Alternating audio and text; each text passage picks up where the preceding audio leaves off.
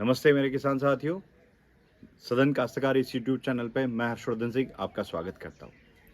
साथियों, आप में से बहुत सारे लोगों ने हमें एक सवाल पूछा है कि आप जैविक खेती में कीट नियंत्रण कैसे करते हो। रासायनिक खेती में जब हम कीट नियंत्रण करना होता है तो उसके लिए हम कीटकनाशक यानी इंसेक्टिसाइड्स का इस्तेमाल करते हैं और आपने देखा होगा कि अमूमन ज़्यादा इंसेक्टिसाइड इस्तेमाल करने से हमारे शरीर पर उसका परिणाम भी हुआ है।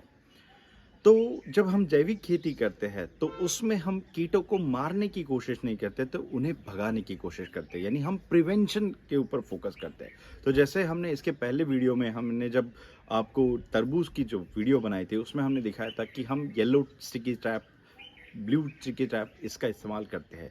इसके अलावा हम लाइट ट्रैप का भी इस्तेमाल करते हैं, लेकिन इसके अलावा भी हम कुछ वनस्पतियों का अर्क निकालते हैं और जिससे हम कीटनाशक हम बनाते हैं। तो उसमें से जैसे कुछ नाम है अग्नियास्त्र, ब्रह्मास्त्र, दशपर्णी अर्क, इन सभी को हम इस अलग-अलग जगह टाइम पे इस्तेमाल करते हैं। तो आज की वीडियो में हम दशपर्णी अर्क से कीटनाशक कैसे बनाते इसे हम देखेंगे और इससे भी आसान तरीका यदि आपको जानना है तो वीडियो को अंत तक देखिए।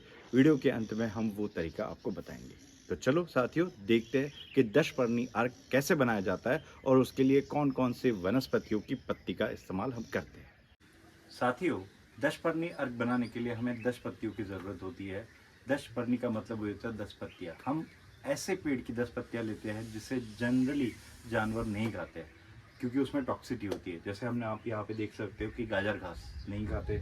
उसके बाद नीम की पत्तियाँ ली हमने। उसके बाद शरीफे यानी जिसे मराठी में सीताफल कहते हैं उसकी पत्तियाँ ली है। अमरूद की पत्तियाँ, आक की पत्तियाँ। उसके बाद ये कनेर जो होता है एक फूल देता है, लेकिन इसकी पत्तियाँ कोई खाता नहीं है। उसके बाद ये एंडी जिसे कहते हैं, एरंडी जिसे कहते हैं, उसकी पत्तियाँ है। ये कनेर के जैसा ही एक पत्ता है जिसके पीले फूल होते हैं, वो हमने लिया है। सदाबहार के पत्ते हैं और बकान एक नीम वर्गीय ही पेड़ है, उसके पत्ते। तो ये सब 10 पत्तों का हमने यहाँ पे अब 10 पर्णी अर्क बनाने वाले हैं। वो कैसे बनाते हैं, उसकी प्रक्रिया क्या है, चलो देखते हैं। साथियों, इसे बनाने का तरीका बहुत ही आसान है। तो इसमें हमें क्या करना है, ये हमने 20 लीटर का हमारा बकेट है। 20 लीटर के बकेट में हमने 10 लीटर तक यानी आधी बकेट तक हमें ये जो पत्ती है ये डालनी है, बाकी पानी डालना है। यदि आपसे संभव है तो आप इन पत्तियों को पीस के डाल सकते हो, या फिर ऐसे भी आपने डाल दिया तो कोई फ़र्क नहीं पड़ता। इस पत्तियों को इस तरीके से हम इसमें डालेंगे, सारी पत्तियों को डालेंगे। उसके बाद इसमें पानी भरेंगे। पानी भरने के बाद फिर हम आप एक तो चूल्हे पे इसे गर्म कर सकते हो या मटके में गर्म कर सकते हो, या फिर आप एक सिंपल तरीका है उस तरीके से आप इसे गर्म कर सकते हो। इतना गर्म करना है ताकि उबाल आए। उबाल आने के बाद इसे हमें ठंडा करना है। तो अब देखते हैं। साथियों, आप देख सकते हो कि यहाँ पे हमने आधा बकेट जो है ये पत्तियाँ रखी हुई है और अभी हम इसमें पानी स्टार्ट कर देते हैं। इसके अलावा आप यहाँ पे देख सकते हो कि हमने एलोवेरा की जो पत्तियाँ है उसको भी लिया है।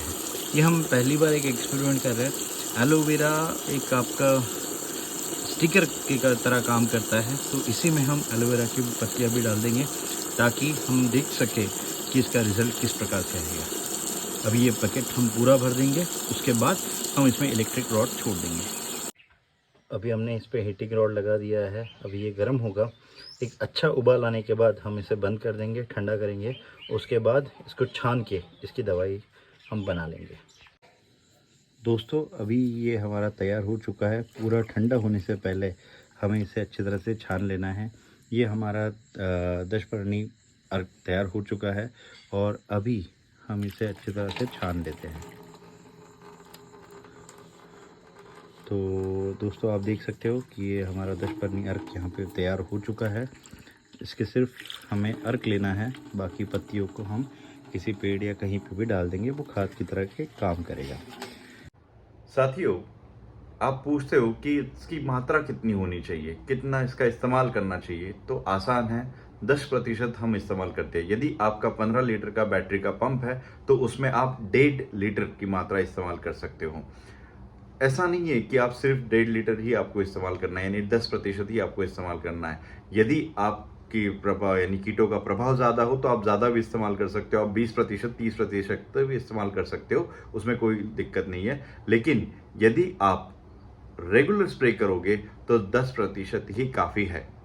साथियों, जैसे कि हमने कहा था कि वीडियो को अंत तक देखें, हम आपको एक आसान तरीका बताएंगे कि कीटनाशक कैसे करना है। तो वो आसान तरीका ऐसा है कि आप किसी भी कृषि सेवा केंद्र में जाइए, अपना ढेर सारा पैसा वहां पे दीजिए और कोई भी केमिकल इंसेक्टिसाइड अपने खेत में छिड़काव करें।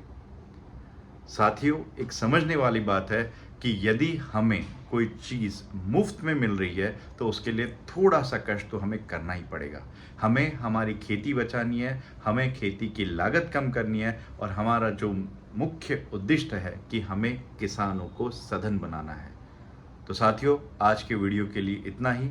यदि आपको वीडियो पसंद है तो आप लाइक कीजिए, शेयर कीजिए, आपकी जो भी राय है वो आप कमेंट सेक्शन में लिखिए और चैनल को याद से सब्सक्राइब किए ताकि ऐसे ही नए नए वीडियो हम आपके लिए लेके आएंगे। साथियों, जय हिंद, जय किसान, सदन कास्ट।